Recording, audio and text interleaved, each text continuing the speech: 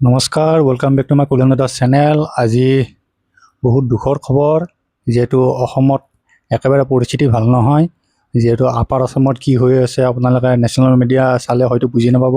যিহেতু আপোনালোকে যদি অসমৰ নিউজ বা ছ'চিয়েল মিডিয়া এনেকৈ চাই থাকে বা ইনষ্টাগ্ৰাম চাই থাকে, এক্স হেণ্ডেল চাই থাকে, তেতিয়া আপোনালোকে বুজি পাব যে অসমত কেনেকুৱা ধৰণৰ পৰিস্থিতি চলি আছে। এনেকুৱা নহয় যে অকল আপাৰ অসমতে এনেকুৱা ধৰণৰ বানপানী হৈছে, কিবা হৈছে বা ক'তো বেলেগত হোৱা নাই। আমাৰ গুৱাহাটীৰ ফালে চাওক, এনেকুৱা ধৰণৰ পৰিস্থিতি হৈ আছে। গুৱাহাটীতো কেনেকুৱা ধৰণৰ পানী আৰম্ভ হৈছে।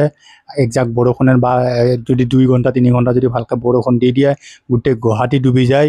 তো এটা বহুত ডাঙৰ খবৰ, এইটো বহুত ডাঙৰ গম্ভীৰ বিষয়। যিহেতু এইটোৰ কাৰণে চৰকাৰে ব্যৱস্থা কৰিছেও, যদি একো কৰিব পৰা নাই। তেওঁলোকে বিভিন্ন ধৰণৰ বেলেগ বেলেগ অজুহাত দেখুৱাই তেওঁলোকে কাম কৰি আছে। বেলেগ পাৰ্টিৰ দোষ, আগৰ পাৰ্টিৰ দোষ, এনেকুৱা দোষবিলাক কৰি গৈ আছে। তো তেওঁলোকে নিজে হিচাপে একো কৰিব পৰা নাই। তো সেইটো এটা গুৱাহাটীবাসীৰ কাৰণে এটা বহুত ডাঙৰ প্ৰত্যাহ্বানৰ খবৰ হৈছে। আৰু গুৱাহাটীৰ লগতে আমাৰ উত্তৰ গুৱাহাটীতো বিভিন্ন ঠাইত ইয়াতে পানীৰ পৰিমাণ লাহে লাহে বাঢ়ি গৈ আছে। যিহেতু ইয়াতো বিশেষ একো কাম কৰিব পৰা নাই। তো এইটো কাৰণে অসম চৰকাৰক অনুৰোধ, যাতে ভালকৈ এইখিনি কাম কৰক, যাতে মানুহখিনিক সকাহ দিয়ক। তো এইটো এটা আপোনালোকৰ ইলেকশ্যনৰ পিছতে এইটো এটা প্ৰথম বান, সকলোতকৈ ডাঙৰ বান। তো এতিয়া মই যাওঁ আপাৰ আসামলৈ। আপাৰ আসামত যোৰহাটত চাওক, শিৱসাগৰত চাওক, চৰাইদেউত চাওক, তিয়ক চাওক, এনেকৈ আপোনালোকে যিমানকেইখন জিলা দেখা পাব, সেই সকলোকেইখন জিলাতে এতিয়া বান, কেৱল বানপানী, কেৱল বানপানী, কেৱল বানপানী। আৰু আপোনালোকে ক'ত চাইছে, কি চাইছে, কেনেকুৱা ধৰণৰ পানীৰ সোঁত, কত জীৱ জন্তু, গৰু গাই, ম'হ ছাগলী, বাকী জন্তুটো বেলেগে বস্তু, চৰাই চিৰিকটি এনেকুৱা ধৰণৰ হৈছে। চৰাই থাকিবও জেগা নোহোৱা হৈছে। গছৰ ওপৰলৈ, তামোল গছৰ ওপৰলৈ বা নাৰিকলৰ ওপৰলৈ পানী হৈছে। মানুহবিলাক নাৰিকলৰ ওপৰত পাতত ধৰি পেলাই ৰখি বা পানী কমালৈ ৰখি চাই আছে যে কোনোবাই মোক উদ্ধাৰ কৰিব আহিব। তো এনেকুৱা ধৰণৰ পৰিস্থিতি। ঘৰৰ যদি কোনোবাৰ বিল্ডিঙো আছে, বিল্ডিঙৰ প্ৰথম গ্ৰাউণ্ড ফ্ল'ৰটো তেওঁলোকৰ তল গৈছে, তল যাই পেলাই তেওঁলোকে ছেকেণ্ড ফ্ল'ৰত তেওঁলোকে আছে। এনেকুৱা ধৰণৰ পৰিস্থিতি হৈছে। আৰু যিসকল দৰ্জাৰ ঘৰ বা খেৰী ঘৰ আছে, তো তেওঁলোকৰ বা টিঙৰ ঘৰ আছে, তেওঁলোকে টিঙৰ ঘৰৰ ওপৰত ছালৰ ওপৰত আছে। ছালখনো তল যাওঁ এনেকুৱা ধৰণৰ পৰিস্থিতি। ঘৰটো ভাঙি গ'লে তেওঁলোক পৰি ডুবি মৰি যাব। তো এনেকুৱা ধৰণৰ পৰিস্থিতি। আৰু এনেকুৱা নহয় যে মানুহৰ মৃত্যু হোৱা নাই, বহু লোকৰ মানুহৰ মৃত্যু হৈছে। কাৰোবাৰ দেউতাক গৈছে, কাৰোবাৰ মাক গৈছে, কাৰোবাৰ সন্তান গুচি গৈছে, কাৰোবাৰ ছোৱালী গুচি গৈছে। এনেকুৱা ধৰণৰ পৰিস্থিতি হৈছে। আৰু এটা খবৰ পাই আৰু বহুত বেয়া লাগিছে, যিহেতু এই বানতে আপাৰ আসামত এক ঠাইত এটা পৰিয়ালৰ 4জনকৈ সদস্য সম্পূৰ্ণৰূপে পানীত উঠি গৈছে। আৰু তেওঁলোকৰ সন্তান এতিয়ালৈও পোৱা নাই। যিহেতু বহুত দিন হৈ গ'ল, 3 দিনমান হৈ গ'ল। তো সেইটো কাৰণে সকলোৱে ভাবিছে যে তেওঁলোকৰ মৃত্যুৱে হৈছে, কিন্তু মৃত্যু হোৱাৰ পিছতো তেওঁলোকৰ এতিয়ালৈ ডেড বডি ৰিলিভ হোৱা নাই। তো পানী কমাৰ পিছতে তেওঁলোকৰ ডেড বডি কোন ঠাইত ক'ত ৰিলিভ হয়, সেইটো এতিয়া ভগৱান জানিব। তো এনেকুৱা ধৰণৰ হৈছে যে এতিয়ালৈ গোটেই বানপানীৰ সমস্যাৰ কাৰণে যিমান মানুহ মৃত্যু হৈছে, তো চৰকাৰী হিচাপ মতে 31লৈ পাৰ হৈ গৈছে। আৰু বহু কোটি টকাৰ সামগ্ৰী নষ্ট হৈছে। বহুতৰ পঢ়া শুনা নষ্ট হৈছে। ডাঙৰ ডাঙৰ ঘৰ ভাঙি চুৰমাৰ হৈ গৈছে। ৰাস্তা চিন নাই, ৰাস্তা ভাঙি শেষ হৈ গৈছে। আৰু ইফালে খেতি পথাৰ নষ্ট। এনেকুৱা হৈছে, ঘৰৰ আপোনাৰ খিৰিকীৰ কাষলৈ বা ভেণ্টিলেশ্যনৰ কাষলৈ বোকা বালি ভৰ্তি হৈ গৈছে। আৰু সেইবোৰ চাফ কেনেকৈ কৰিব, কি কৰিব, মানুহবোৰ তাৰমানে হাবাথুৰি খাই গৈছে, কান্তনত ভাঙি পৰিছে। সেইটো কাৰণে আৰু এনেকুৱা ধৰণৰ পৰিস্থিতিত চৰকাৰে ব্যৱস্থা লৈছেও। লোৱাৰ পিছতো তেওঁলোকৰ যিহেতু ওচৰৰে বিধায়ক, যিকেইজন বিধায়ক আছে বা তেওঁলোকৰ যিকেইজন মন্ত্ৰী আছে বা জলসম্পদ মন্ত্ৰী আছে, তেওঁলোকে বিভিন্ন ব্যৱস্থা লৈছে। তেওঁলোকে নিজেও আহিছে। যিহেতু এজন মন্ত্ৰীয়ে আমি দেখি আছোঁ, সুশান্ত বৰগোহাঁই বুলি, তো তেওঁ একদম অনতিপলন লাগি আছে।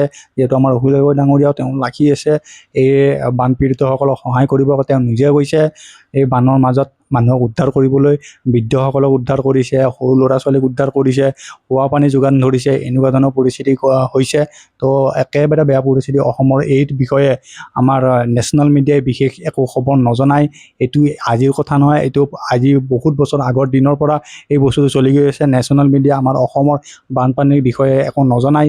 যিহেতু আমাৰ অসমৰ যিকেইটা নিউজ চেনেল আছে, নিউজ চেনেলে তেওঁলোকক জনাই আছে। এতিয়া নিউজৰ বাহিৰেও আমাৰ যিকেইটা ইউটিউবাৰ আছে বা ডিজিটেল মিডিয়া আছে, এই সকলোবোৰে ইনষ্টাগ্ৰামৰ ইনফ্লুৱেঞ্চাৰ হওক, ফেচবুকত হওক, ইউটিউবত হওক, আৰু বিভিন্ন মাধ্যমৰে হওক, তেওঁলোকে এই বিষয়ে খবৰ সকলোকে জনাইছে। আৰু এনেকুৱা ধৰণৰ তেওঁলোকে যেনেকৈ য'ত পাৰে, যি ধৰণে পাৰে, তেওঁলোকে সহায় সহযোগ আগবঢ়াইছে। হয়, এইটো এটা বহুত ডাঙৰ বিষয় হৈ পৰিছে লাহে লাহে, যিহেতু আমাৰ অসমত এনেকুৱা ধৰণৰ হৈছে সকলো ফালে নৰ্থ ইষ্টৰ যিমান আছে সকলো পাহাৰ পৰ্বতত যেতিয়া বৰষুণৰ সৃষ্টি হয়, সেই সৃষ্টি হ'লে আমাৰ অসমখন ডুবি যায়।